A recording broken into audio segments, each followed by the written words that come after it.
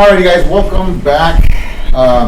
We do have a different cast of characters today for the EPHS Forum. A forum is something that we try to have an open discussion or open discourse over a shared reality, whether it's a movie, a book, or a podcast. In this case, we are talking The Matrix 1999 film. For today's guests, we have Leo Saldivar. Hey guys. We have Hernan Cantu. Hello.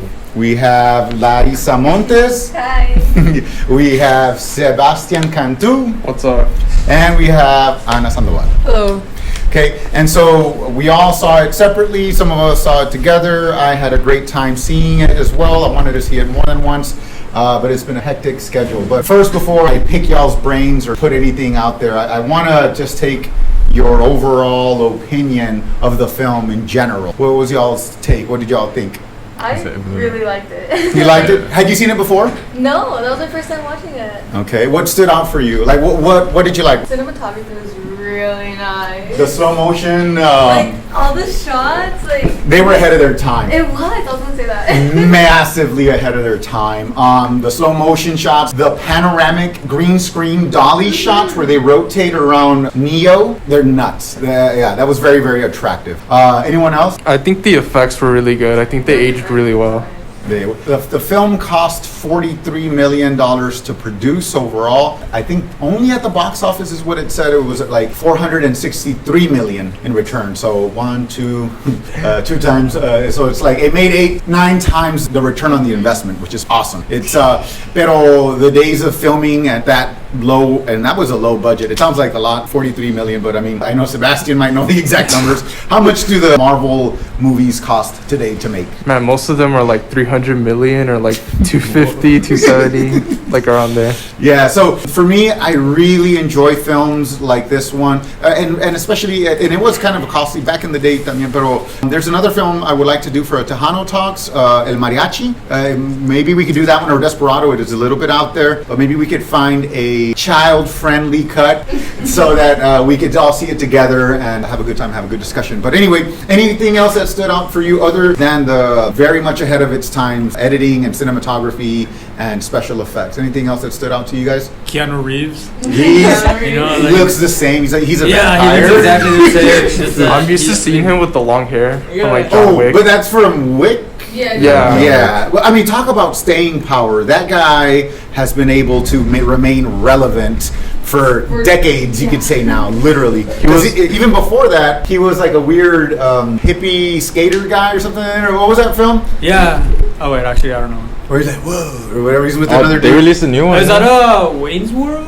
No, it wasn't from Wayne's World. It was another one from I think it was either the late 80s or really early 90s. I know what he's talking about. But You know what I'm talking about? Yeah. I don't know if they were Frozen or I can't remember. They made a new the one. Premise. So it's amazing how someone has so much staying power in film. It's hard to name many people like that. And he looks amazing. So now I guess we should talk a little bit more about what the purpose was of the film. Was it just simply entertainment, or was it trying to establish something else through entertainment? Like it gets our attention, but then like, is that the only reason the film was created, or do you feel there's something else meaningful? So many things happen in the movie that I've never thought before, and I'm like, it makes me rethink everything. Yeah, exactly. And I remember seeing that film as a kid, and I remember talking to Anna, like trying to take a sneak peek as to like, well, what did you think? And I'm so happy because I honor and value all of y'all's input. And I remember myself being kind of like perplexed and confused. I was like, there was a lot of things, because in the beginning she was like, I don't know, it's kind of different. It's taken me many years of living and then seeing some of the things that they've discussed like play out for me to see like, whoa, I think I get it better now.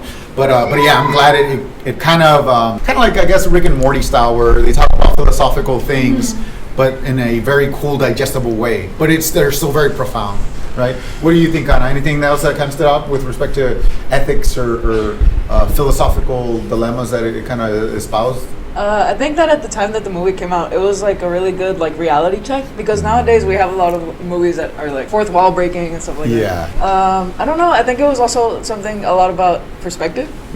Perspective. Because there's scenes in the movie where Keanu Reeves is just like shooting cops, right? But you can hear them like screaming or calling for backup, and then it's like they're people, but they're kind of not. They're digital, yeah. Or as Rick would say, they're not real or something. They're bureaucrats, they're worse or something like that.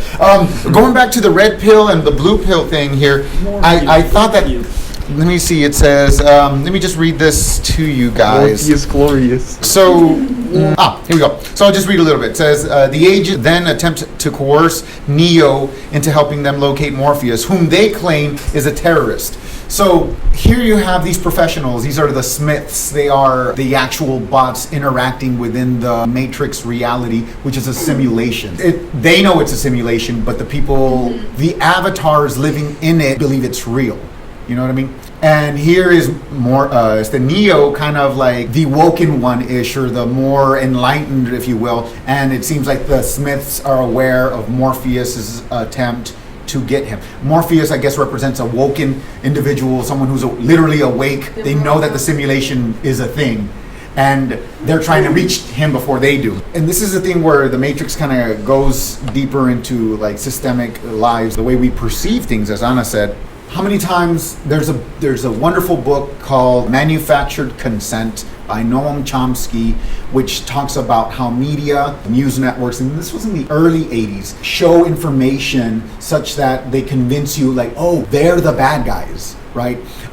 It used to be back in the day when I was in high school, Twin Towers fell and all the news networks started showing all this information saying that these people were the bad guys. And later on we found out like, no, they didn't even attack us. It was another country and we attacked this country. And we all believed the narrative. We all believed this reality that we were being fed. So I thought that was kind of interesting. Well, and I'm going to go back to the red pill, blue pill. Morpheus offers Neo a choice between two pills, a red to reveal the truth about the Matrix and the blue to return him to his former life. How many of y'all have experienced stuff where, how about this? When COVID-19 occurred, did you guys feel reality fracture a little bit? Actually, yeah. Do you feel like the story you were told? And I mean, me too, like, hey, you work hard, you try your best, and like things go a certain way. And then everything stopped. And then everything, yeah, it was like, okay, but I was gonna graduate, or I was gonna do this. And so the thing is, like, that was always a reality. We were just very lucky that we didn't see that. You know what I mean? So the pill is a painful pill, like truth, right? Truth is not always worth seeking because it could be a very painful thing to find. And so I think that the blue pill, red pill analogy is like, take the red pill if you want to wake up, but if you wake up, you're going to see life as it is. Or take the blue pill and continually be passively ignorant, but blissfully ignorant, happy as you're there. And this is where it gets kind of creepy, but not creepy, but like weird. But people are constantly entertaining themselves to death. There's an actual book by Neil Postman, it's called Amusing Ourselves to Death. So do you think that us as people, and I sometimes fall for this myself, are constantly passively living by pacifying ourselves with our devices, as opposed to actually living and seeing like, hey, I wonder if those people that I was told were the bad guys maybe are not the bad guys. You know what I mean? I was thinking about that because like the agents in the movie, like you can see them as bad guys, you can see them as also good guys because they're also trying to make you blissfully ignorant again. Yeah, that's one of the things I liked about the movie was that it played with perspective, but like internal perspective, like a lot. Because depending on who you are and who you ask, they might be like, oh, I would like to not struggle, be like on the Smith sides, but like some people are like, they're lying to me. So they would go with like the revolution. The gentleman that double crosses them and gets Mouse killed, he was meeting with them and you could hear he preferred what over what? The ignorance. He's like, I want to go back. Like, I want to go back and I want this kind of life. And he was... he's like, I want to be rich. I want to... And he will know it's not real. Yeah, and he would be fine with it. How many of y'all know a young man or a young woman that would prefer to be in, as they say in Ready Player One, in the Oasis, or as Mark Zuckerberg says right now, in the metaverse, that would prefer, that believe the entertainment life through digital products is way better and funner than real life? Like the things that we do, we've gone on Kelso Park, we've done the Halloween cinema, we were talking about arcade games, playing in person, where young little kids can play against big kids, and they're playing in digital space, but they're physically next to one another. Do you think at this moment, would some kids prefer to live that passive existence than the real flesh one? I think so, because nowadays it seems a little weird to be a kid right now. Because I mean, I was a little kid when phones were like barely starting, right? So I was still like playing outside and stuff like that. But kids now have like a bunch of stuff like an Apple Watch. They don't know the difference. We as parents, there's an article from The Atlantic. It's called Distracted Parenting, and we are exhausted as well. We get home, we're tired, we're overworked, we're constantly nudged by notifications on cell phones. We have cameras all over, and we get home and we're really, really tired. And some of us, understandably so, especially if you're a single mom or a single dad, like you can't give them more love. Like the energy has been extracted from your workplace. So what do? We give them a device, but the device is now playing the role like in WALL-E as not only a teacher, but also as your parent, your friend, your person of truth. You kind of become dependent on it. Aha. And so you guys got to still experience a little bit of life without hardcore 5G internet. I didn't have any electronics till like 7th, 6th grade. Like That's awesome. That's good. I didn't have a phone till I was like 13, 12. It shows. For you guys, Lottie too. I say it shows is because I'm able to see you guys work with one another and see you guys see each other as humans. As weird as that sounds. but because I see other kids and they show up, the phone is on all of the time. They are working, but as an adult, I worry about what's coming after this. And I'm not trying to catastrophize anything, but I do wonder, like, I've seen the talent show go away. I've seen dances become non-existent. I've seen bonfire culture and togetherness go away. Like, I wonder how the kids now, like, how is it going to be like in the future, per se, because like a lot of them are just growing up on like tablets and phones. They're more comfortable like that. They're more comfortable dating like that too. And I wonder how that's going to like go on, like evolution-wise. Well, yeah, because think about it. If the way you make friends is through a third-party app, then who you make friends with, and even worse, who you get married to. And I don't say words like, oh, that's bad. No, marriage is a wonderful thing. If you decide to do it, I think it's the best choice you can make. So it's a good choice to make. Do I want to get married or not? And if you say yes, it's like, okay. Then the next one is, who do I get married to? And it used to be, back in the day, analog days, your aunts will hook you up with someone they knew, or your friends, or you met someone through church, or like an actual real social network. But now you swipe right. and then, you know, your status... Your stats and your profile pic, you're judged on those values, and a algorithm matches you to someone either here or somewhere else. And we would say, well, it's easier.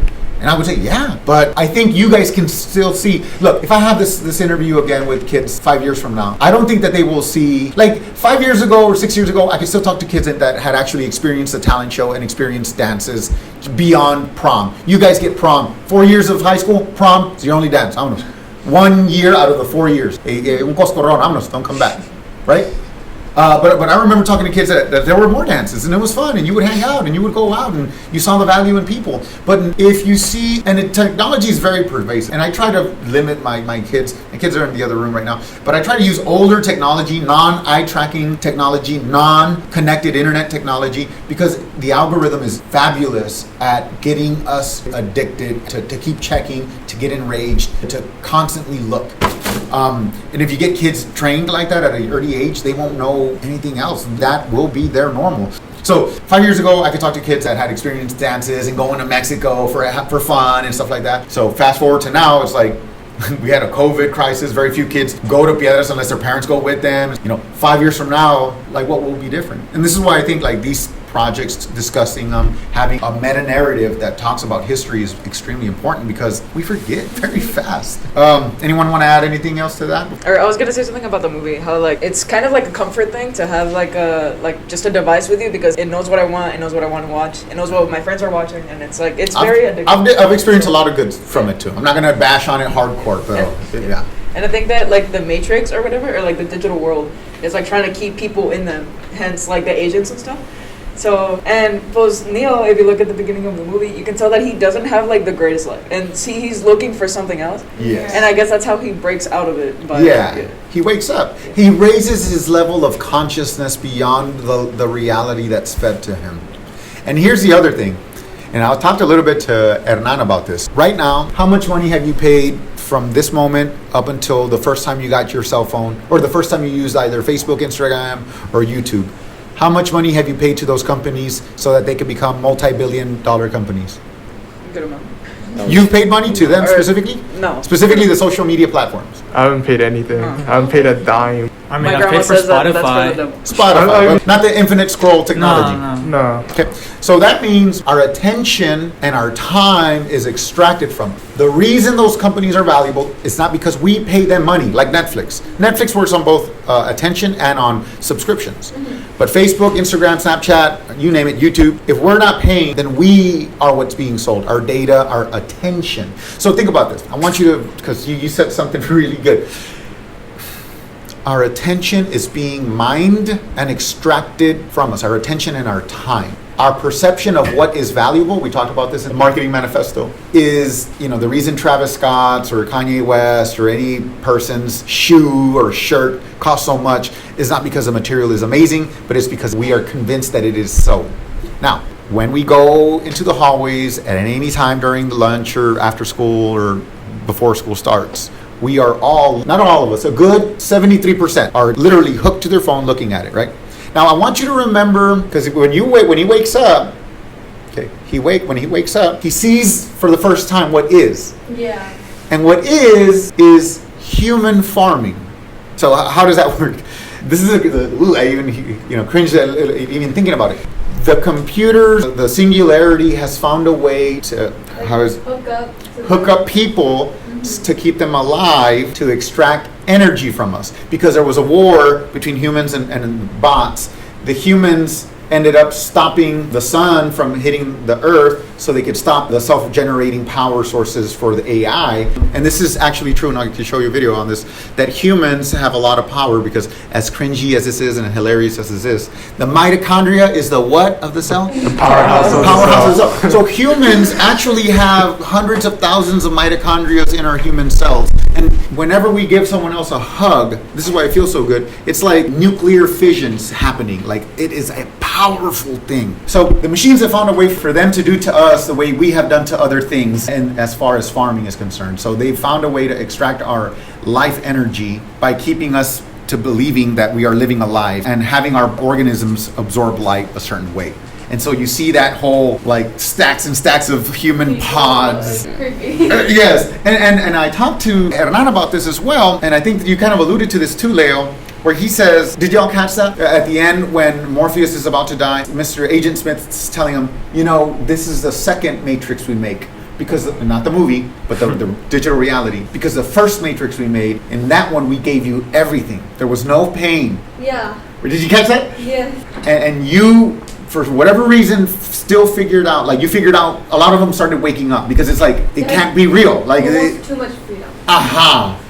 So they had to include some suffering in there for the humans to believe that it was real. You see what I'm saying? So I think, I don't know, I believe we're like a stone throw away from that already. I think our attention is being extracted. We're not making any money from it. I don't make a dime. I've been using all those platforms forever. We try to get you guys to optimize how to use them, but to make actual hardcore money from them, it's very hard. What are your thoughts on attention extraction, and then later on that ugly thing that those pods had? What did y'all think about that? It's crazy because the whole attention being extracted from you, that's pretty much what's happening with kids right now. Yeah. So do you think that's ever gonna stop? I believe, look, I read a lot, and from really good sources because I'm a media tech teacher, so I'm supposed to learn how to do that. The creator and inventor of the, what are those things that have the little chips and then the ham and then the cheese? And I remember always wanting them when I was a child, and they sell them to you, and then I forget what they're called. Oh, the Lunchables? Lunchables. The owner of Lunchables, the owner of the production does not allow her children or her grandchildren or her great-grandchildren to eat them. Much like Bill Gates and Steve Jobs when he was alive. They literally send them to Waldorf schools. Look it up, Waldorf schools. And that one is not like hey, turn off your phone because it's a distraction. No.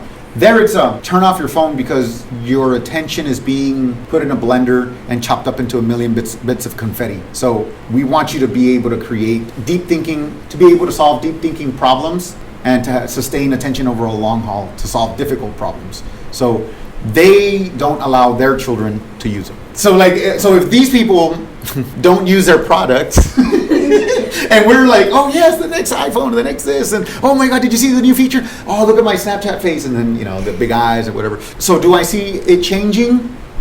Kind of. And this is going to sound corny as heck, but I see hope in you kids.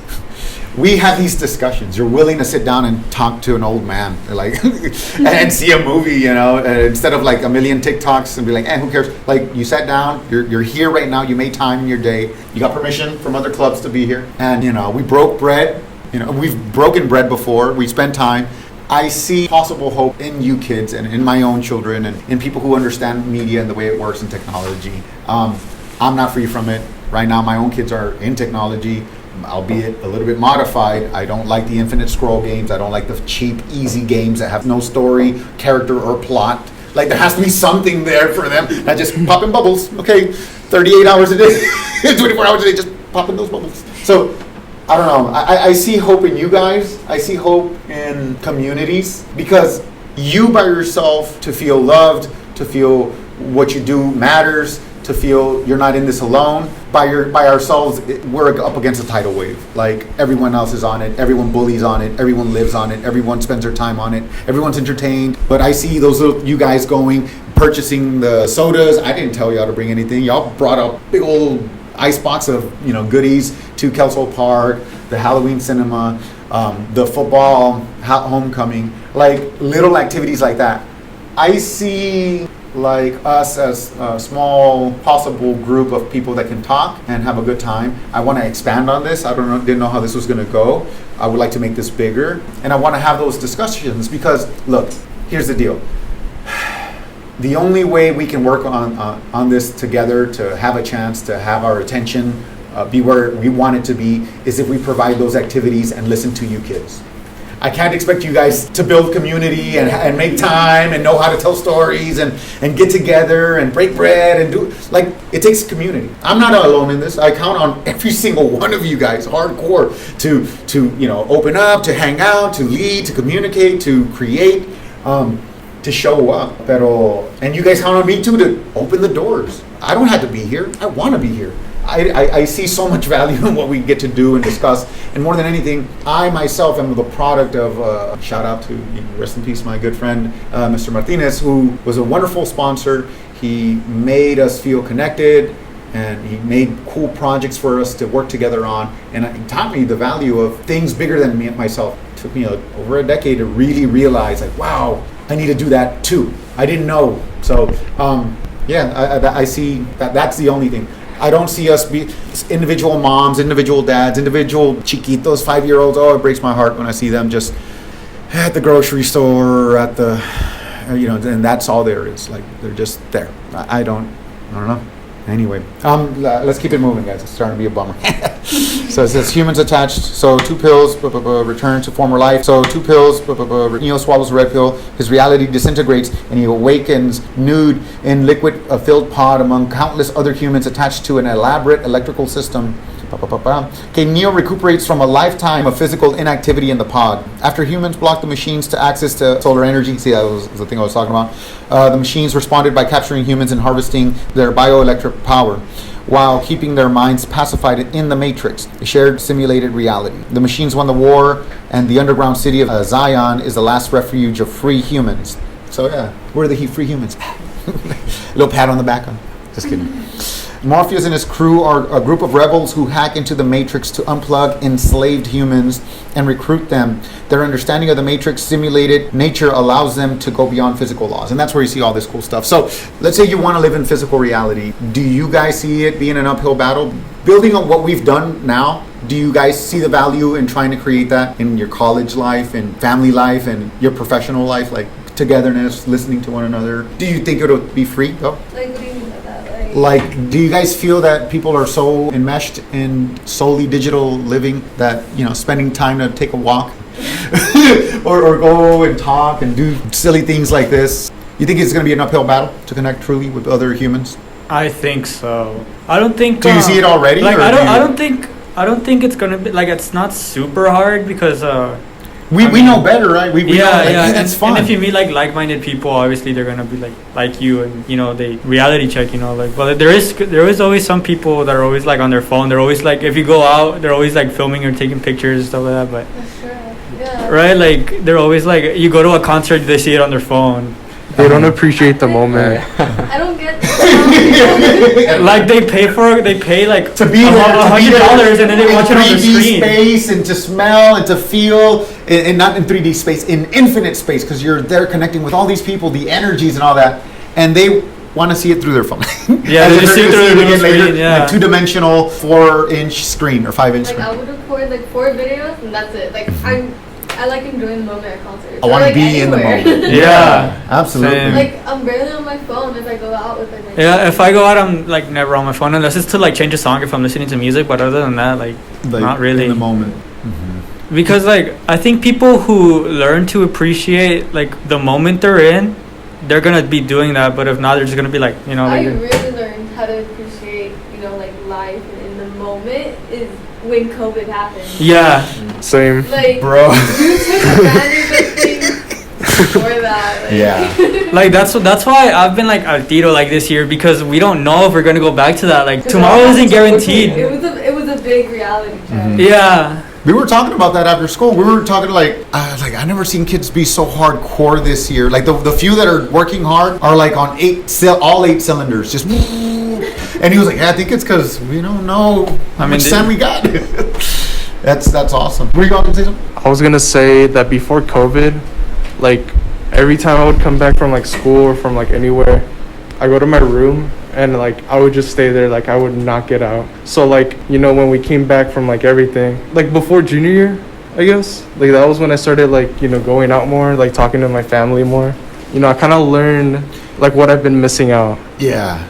And so in a weird way, it's a blessing. Yeah. In a very weird way. Yeah. If you want to see meaning in suffering, the meaning is I need to live better. I think I was living wrong. Or not wrong, but slightly off-centered. You realize what you've missed out on. Oh, Yeah. sorry. No, there's also some things that I noticed like before and after COVID, because I used to be like really shy. I used to be like really, really awkward. And then after COVID happened or during COVID or whatever, I realized that like whatever was stopping me from like talking to people or whatever was causing me to be shy or awkward was like the fear of people like judging me or something like that. But then I realized that like I've never really hardcore like judged someone like I expected them to judge me after COVID, because it's like now people want to talk, like now people want to talk to each other. Yes. We are our own harshest critics. Yeah. I would never dare say anything the way I think for myself, at least when I was younger. And I've learned I am the only one in my head and in my thoughts. And the quality of your life is reflected by the quality of your thoughts. And I've learned to try to be my friend, my own friend. And it's like, if I respect other people and would never dare say the things that I say to myself to them, like I would never want to crush them. Like, why do I do that to myself?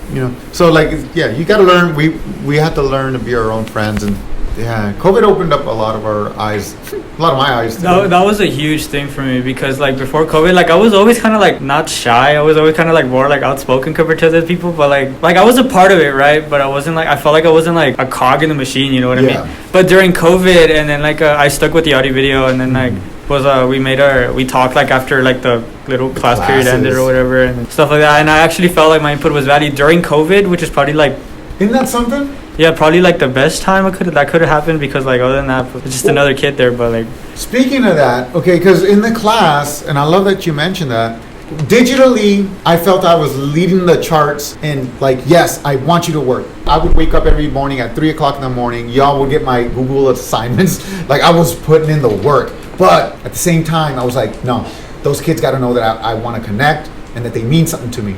And so I felt like like Morpheus trying to nip the pod or whatever and wake y'all up. I didn't want to sit down and just like bark orders at you guys and then be like, okay, bye.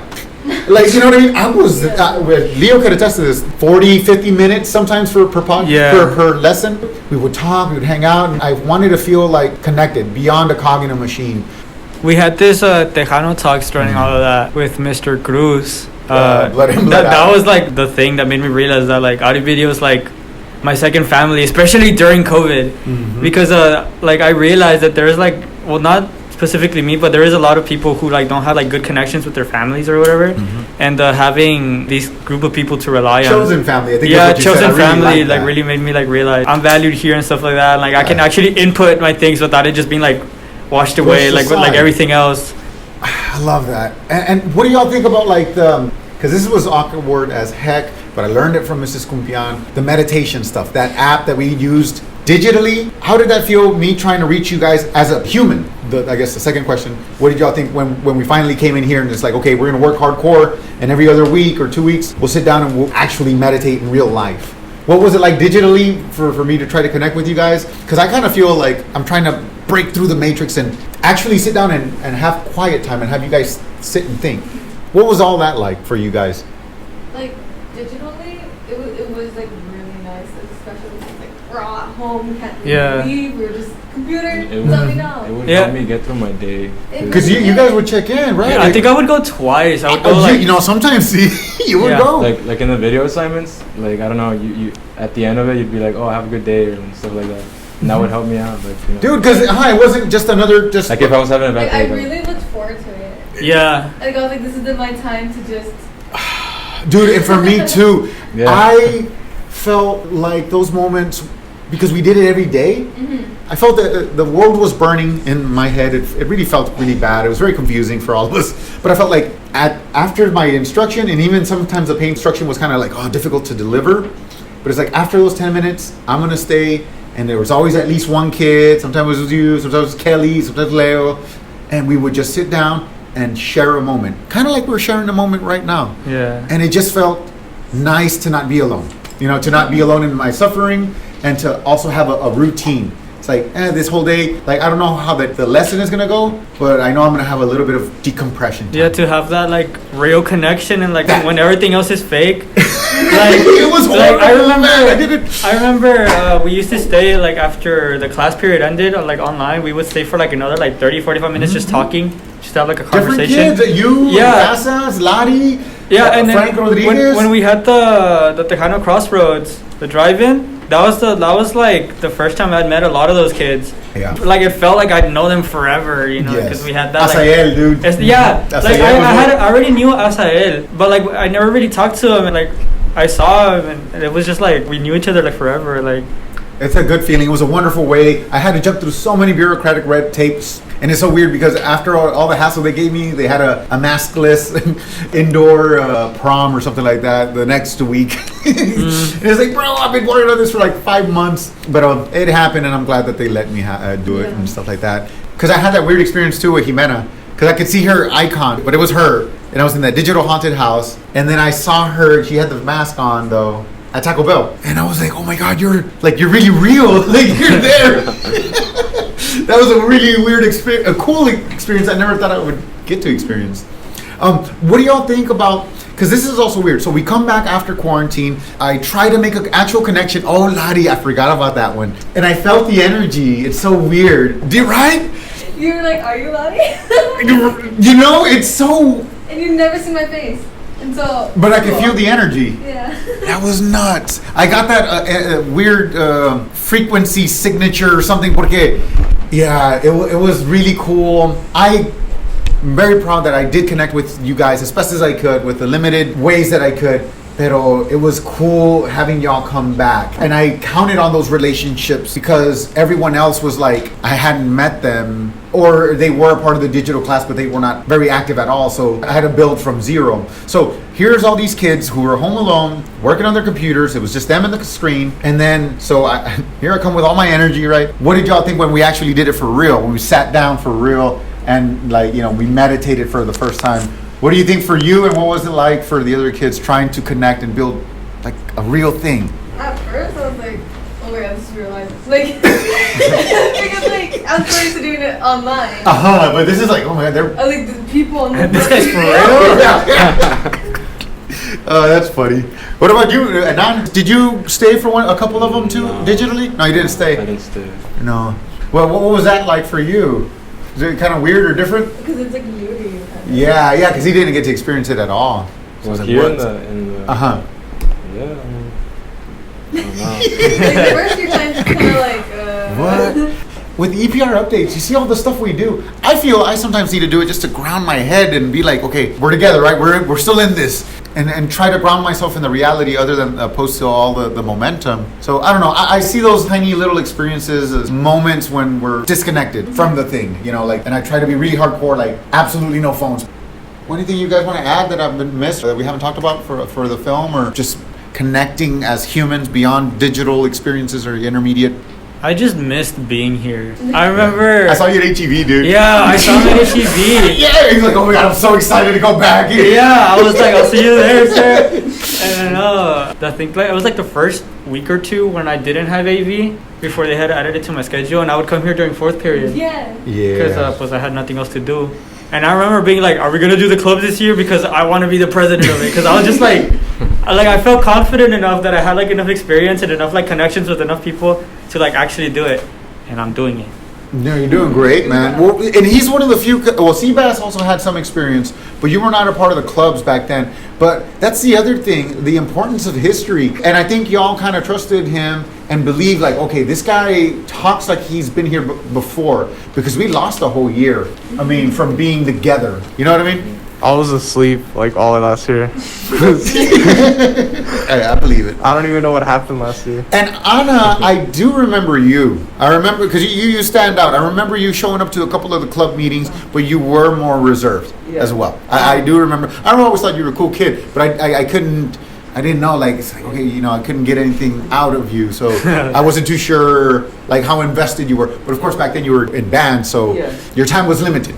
I remember my freshman year. I was taking the first term with Mr. Gonzalez. Yes. And you said something earlier, or not earlier, you said something a couple days ago, that when people first walk in here, it's like their first reaction is, I didn't know this was like back here. Yeah. It's a room within a room. Yeah, and I remember walking in here, and then I peek into this room, because I think you were coming out or something. I take just literally the corner, and I was like, oh my god, what is that? Like, that looks so, like, you cool. feel it. It's all you guys do. Yeah, and then I think it was Leo, the one that was like, oh, there's like an audio video club, you want to join? And I was like, yeah. And let's check it out, yeah. Right, and then I walk in, and it just feels like a completely different environment. I love that y'all feel that, because I think that's the magic touch, and it's because of you guys. I see it through the murals that y'all paint, I see it through the magazines y'all create, I see it through the stories y'all tell, and the films you show. I remember sharing, especially like Hernan's during the break. Remember how I would share them? There were some days where it's like, oh, I finally got all the videos, and let's see them together. And on that day, it was kind of weird, because people would show up, like more kids. Yeah, more kids wanted to go see. Did y'all notice that? Like on those days, on those days, you said you were gonna show them more kids. The kids wanted to be there for the premiere, and I remember seeing Hernan's, the way some of the assignments for the audio video production 2 class worked, and I had to modify it, of course. They were shorter, like, show me that you can do this kind of cut and editing and recording. Was that on your own? You kind of like, I want to piece it together. I really liked them. He managed to do the prompt and make it all like.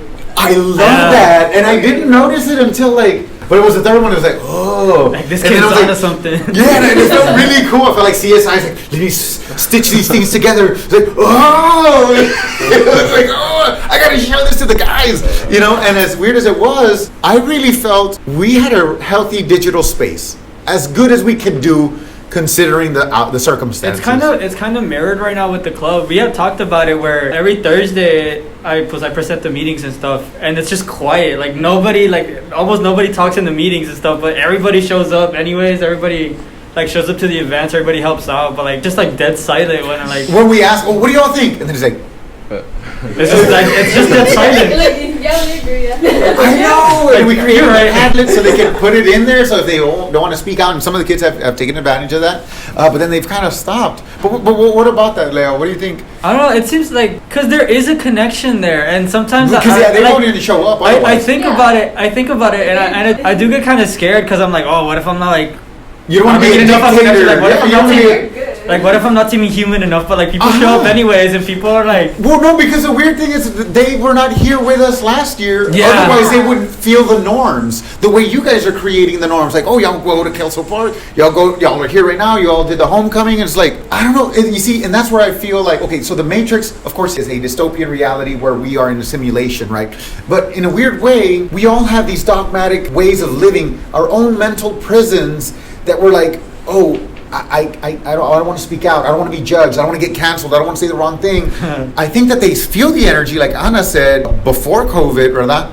Pero that feeling of like, dude, you're accepted, like unconditionally. Yeah, that's what I've been trying to do because since the last time we were here in person, it was like Sean and it was Lottie and everybody else, like those like heavyweights. Before that, yeah. And they made me feel like I was like involved in that kind of stuff. That your voice mattered. Yeah, and I was talking to Sean before school started, And I was like, oh, I kind of want to be like what you were to me to like other kids. Exactly. And then eventually I was just like, oh, I got the role as president. He was like, yeah, you deserve it. And I was like, thank you. Thank you. Yeah. No, but that's the thing where we're with the productions too, because I've talked about hierarchies, right? The hierarchy is a top person tells us what to do. And it's weird because in the club they want it like that. And some of the when we meet up with the individual groups, like they're there, they'll do what you tell them, but coming up with the independent thought on their own, that agency and autonomy won't come out from them. And that's very limiting. My biggest struggle is to get you guys to not work from the mind frame of a hierarchy, of a totalitarian dictator, but rather like of a holarchy where we have more feedback and Like we're all equal. we're all equal. Exactly. Only because we And are, we're- you know. Yeah, like- yeah. I remember when I first walked in here to like one of the first meetings for audio video. For this school year? Yeah, Uh-huh. I remember telling you that I walk in and like to the meeting and Sean's talking whatever, and I really like that it felt like it was the audio videos, like the classes. students Yeah. were running it. Yeah, it Yes. wasn't Mr. Sanchez's club, Mr. No. Sanchez's audio video club. No, it was the audio video kids club. Mhm. Like it was, yeah, That's where you get more genuine involvement and ownership. yeah. And then I remember being really intimidated because I was just used to like a band director and then do what they told us. But it's That- the same, that's what it's I've the been same mental talking about. prison. It's That's the what same, I've and been it's nothing talking against about. that, but it's just, Yeah. and same thing with me as an educator. Like I have to find a way to force myself to break out of that mental barriers where it's like, no, and what's weird is, I've done it. Leo has seen me go talk to Mr. Cox, like the number 2 in command or number 3 in the district, get Mr. Huerta, my boss, get all these other people and have the EPHS Forum, and everyone's like, we're enjoying a conversation where it's really neat, but I would have never dared to do it had I not worked with the great Mr. Jesse Fuentes and tried learning from you guys from the experiences that we deliver here, where I see them not as like, oh, the chain of command or what. No, I see them as like, dude, we're partners. I think we are all wanting the best for our kids, right? Am I wrong? So it's like, and they're all like, yeah. So it's like, they show up. And it's not coming like because I said or nothing, but because it's like they see the value in it. And so, you know how you were saying that, like, can we break out of this? I feel if we wake up enough kids to know that with the freedom of trying to do more work and be creative and generate value collectively in a loving and giving way to other givers, and we'll talk about that soon enough, there's a whole discussion, we can create things that are greater and more meaningful than we are by ourselves can. I feel like we are the rebel group trying to wake up other people and be like, yo, we're the chosen ones. the chosen one, right? Let's get out of here. The Let's do ones. cool stuff. Let's make epic stuff. Like, let's not live passively. Let's do something. I refuse to believe that my job here as an educator is limited just to very basic educational skills like rote memorization. You're like one of the only teachers I'm like really comfortable with. Yeah. Not most teachers like won't put like the same effort as you. So Well, and I'm not going to judge, but for me, it's this. I do have children literally right over there. They are listening to me speak. They are a part of what I do. I am very proud of what I do. I am not ashamed of whatever value, monetary value, my bank account accrues just because of my educational slot. What values to me, what I value as a human being, is a community I get to create and the real human value I get to generate with you guys through the videos, through the films and stuff like that. Through you guys, and because I've taken them, well, you remember when I took them to Alpine, when we did the presentation over there to the professors and the superintendents, I want to create a good enough community because look, I mentioned I did a tip of the hat to Mr. Martinez, and I feel a lot of the good, not all of it, but a lot of the good I've done is because I had a good, selfless person that helped me know I can give back to my community. If I could inspire one of you guys, because wherever you land, I don't care if you stay in Eagle Pass or not, obviously it would be awesome. Wherever you go, obviously I want you to do this too. But if any one of you guys comes back, you guys are 4 years. If any one of you is an educator, a principal, a cop, a customs agent, whatever, I would hope that some nugget of my human essence and what we created here would still be in you so that you would want to do the same things for the kids and the people. And so if I generate that kind of energy and good karma, long enough, because I've been teaching for years now, the chances of them running into one of my own students or whatever and being treated, not with any special treatment, but just with the treatment that I gave you guys in general, like I like that. I refuse to give less of myself to you guys so that I can run home real quick and go on with my life, because you guys are not my life. That's not my, I don't believe no, this is my life. Like, I'm very happy with this. This is enough. And I know what my enough is. You know what I mean? So I feel it would be cool to have more people like that. I believe your guys' brains are more malleable, so you're open to possibly taking some of this with you and updating your OS or whatever. I don't see a lot of myself talking to other educators and getting them to change their whole paradigm, but that's why I go extra hard with you guys, because I feel that there's a chance. With my colleagues, everyone's set in their ways, including myself. So it's different. You know what I mean? Yeah. I don't know. Anyway, anything else, guys? Just how great this class is. Well, again, and this is something that we want to take to the future. Let me go ahead. You guys want to stop it there? Is there anything else that we should include that's in the philosophy, in the ethicism, in the possible futures, in learning, and what can we do to help our kids in the future? Bread, peace, and love. Peace and love. I guess introduce them to the idea that you don't always have to accommodate with, oh, one person tells you what to do and you do. Because I remember walking in here and it was very intimidating because I was looking around and it's like, this is all the students' work. Like it's their plans right there, it's their pictures, it's their social media, it's their notes right, and then like it just, this room looks like there was a lot of work put into it just because of each other, and it's something that I think is very special. The sum is greater than its parts. Yeah. Absolutely, absolutely. Like this year is like the most I've ever taught, like ever. Really? Same. Yes, and you wouldn't know that because like I would not. You know, we interacted like mostly this year, but you mentioned that when we were talking to the drama kids. That's true, because you're like, yeah, well, I learned it in this class, and I was like, oh, okay. I was like, I thought you were like that. That you no, like the way I was like online, like literally silent. That's just how I was like every day. But this class really helped me get out there and like work with other people, and it makes me like really like happy. It makes me happier, and I really love that. And I probably wouldn't be doing this if like, you know, I didn't have the help of like other people in you. Exactly. Well, and that's the only way. I cannot do this on my own. That's why I want to do the MOOCs, the massive open online courses generated by you guys, you know, and for the future kids. Because I can't create it by myself. But with y'all's help, there's a chance. There's a chance. Anything else? Anyone else? Free your mind. Join the revolution. Wake up. Seabass? Just be yourself. Be yourself? I like that. Okay, now I will pick y'all's brains after this, so let's go ahead and stop. Hopefully our batteries will look a whole hour. Told y'all. Bye, guys. A whole hour. Let's go ahead and stop. Thank you. Bye, guys. Thank you for listening.